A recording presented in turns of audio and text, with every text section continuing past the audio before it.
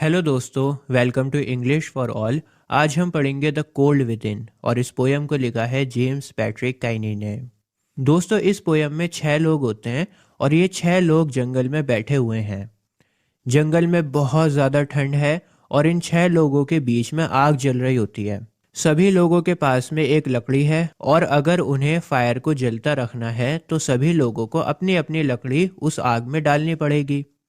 भाई, जब लकड़ी आप डालोगे आग में तभी तो वो जलती रहेगी। अगर लकड़ी नहीं डालोगे तो आग थोड़ी देर में बुझ जानी है। लेकिन होता क्या है, कोई भी इंसान अपनी लकड़ी डालने के लिए तैयार नहीं था, क्योंकि उसे लगता था कि अगर मैं अपनी लकड़ी डाल दूंगा तो मेरे साथ वालों को भी गर्मी मिलेगी। मेरे साथ में जो लोग हैं, जो ग्रुप ऑफ पीपल है, उनको भी फायदा होगा उस लकड़ी का। तो हर कोई क्या है, एक दूसरे से नफरत करता है। कोई किसी का फायदा नहीं देखना चाहता। सभी लोग ये सोचते रहते हैं कि अगर हम अपनी लकड़ी को आग में डालेंगे तो फिर सामने वाले को गर्मी मिलेगी। इस वजह से कोई भी अपनी लकड़ी नहीं डालता। दोस्तों, इस पोयम का नाम भी कोल्ड विद इन है। कोल्ड विद इन मतलब सभी के दिलों में कोल्डनेस है, नफरतें हैं, सेल्फिशनेस है। जंगल में बैठे लोग खुद तकलीफ सह लेंगे, लेकिन उनके बराबर में बैठे लोगों को सुकून से नहीं देख सकते।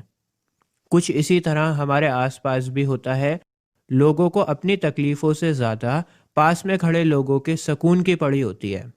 चलिए मैं पोयम को शुरू करता हूँ और आपको लाइन बाय लाइन समझाऊंगा, बहुत ही आसान लैंग्वेज में। 6 humans trapped by happenstance in bleak and bitter cold। 6 लोग बाय चांस एक जंगल में फंस गए हैं। हैपेंस्टेंस मतलब इत्तेफाक से, बाय चांस, कोइंसिडेंट। तो 6 लोग किसी तरह जंगल में फंस गए। ये नहीं पता कि कैसे फंसे, लेकिन फंस गए। ब्लीक का मतलब यहाँ पर है ठंडा मौसम। तो जंगल बहुत ही ज़्यादा ठंडा है और 6 लोग उस जंगल में फंस गए हैं। Each one possessed a stick of would. और इन 6 के 6 लोगों के पास में अपनी अपनी एक लकड़ी है। और सो द स्टोरीज टोल्ड। और इस तरह से ये कहानी सुनाई जाती है। इस तरह से ये कहानी की शुरुआत होती है। कैसे शुरुआत होती है? 6 लोग जंगल में फंसे हुए हैं, सबके हाथ में एक एक लकड़ी है। They are dying fire in need of logs. और वो फायर बस बुझने ही वाली है। उस आग को जिंदा रखने के लिए लकड़ी चाहिए। लॉग्स का मतलब है लकड़ी। But the first man held his back for of the faces around the fire he notice one was black. पहले आदमी ने अपनी लकड़ी को आग में डालने से मना कर दिया, क्योंकि उन 6 लोगों के ग्रुप में एक आदमी काला था।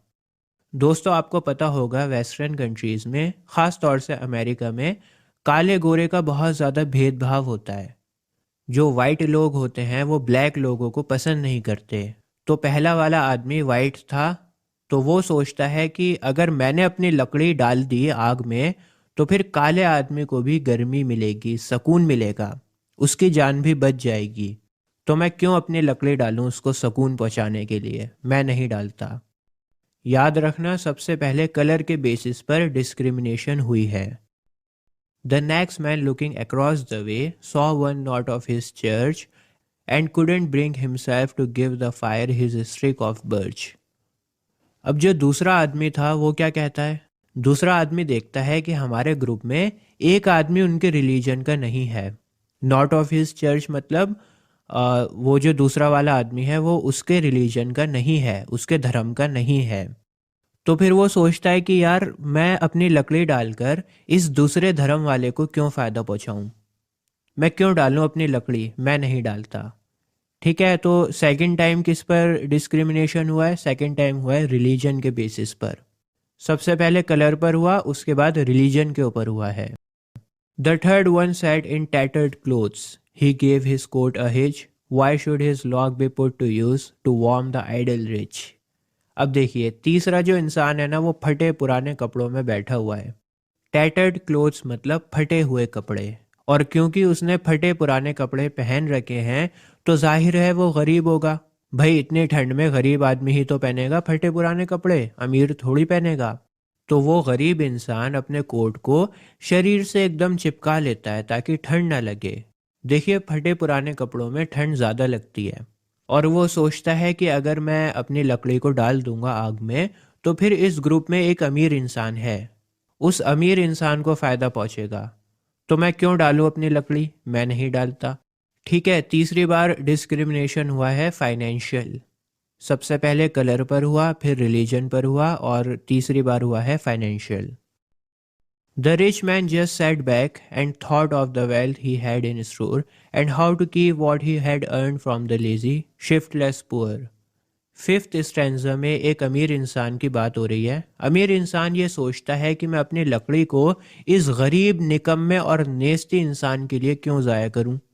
अमीर इंसान की नज़र में गरीब इंसान आलसी और एमलेस है, किसी काम का नहीं है, और इसी वजह से अमीर इंसान ने भी अपनी लकड़ी को आग में नहीं डाला। यहाँ पर भी फाइनेंशियल डिस्क्रिमिनेशन है।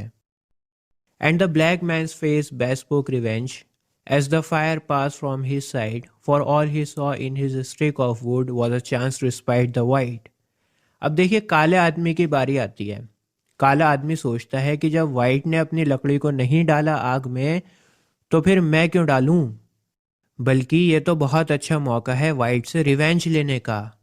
ब्लैक आदमी के फेस को देखकर ऐसा लग रहा था कि वो वाइट आदमी से बदला लेना चाहता है, उसको मज़ा चखाना चाहता है।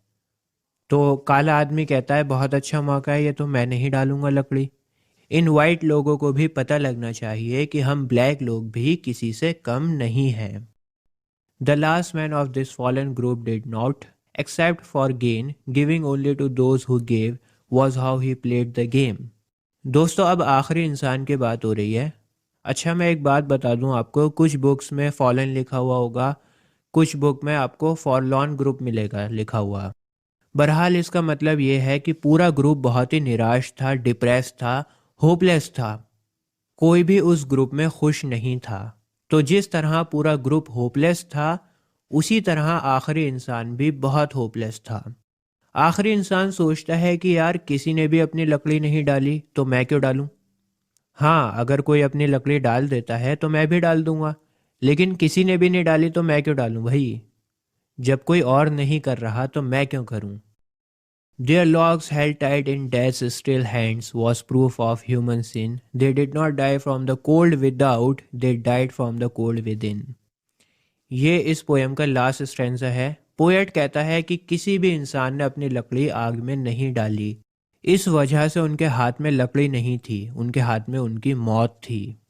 वॉज प्रूफ ऑफ ह्यूमन सिन, इसका मतलब है इन लोगों ने अपनी लकड़ियां नहीं डाली, ये प्रूफ है गुनाहों का।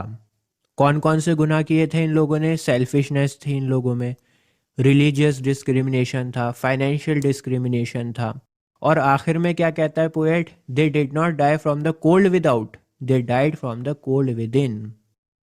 कहता है कि जंगल में जो ठंड थी ना, उस ठंड ने इन लोगों को नहीं मारा, लेकिन इनके अंदर जो इनका जिस्म ठंडा हो चुका था, जो इनके अंदर कोल्डनेस आ गई थी, उसने इन्हें मारा है। बाहर की ठंड के लिए कहा गया है कोल्ड विदाउट, और अंदर की ठंड के लिए कहा गया है कोल्ड विद इन। अंदर कैसी ठंड? अंदर ठंड है सेल्फिशनेस की। जो कोल्डनेस हमारे अंदर आ गई है, जो नफरतें हमारे अंदर आ गई हैं, जो मक्कारियां हमारे अंदर पैदा हो चुकी हैं, उन्हीं मक्कारियों की वजह से इन लोगों की मौत हुई है। तो दोस्तों, पोएट ने हमें मैसेज दिया है कि हम ह्यूमन बीइंग्स को एक दूसरे की मदद की ज़रूरत पड़ती है। आप बिना किसी दूसरे की मदद के सरवाइव नहीं कर सकते हो। आपको अगर सरवाइव करना है तो फिर दूसरे की मदद भी करनी पड़ेगी और दूसरे से मदद लेनी भी पड़ेगी।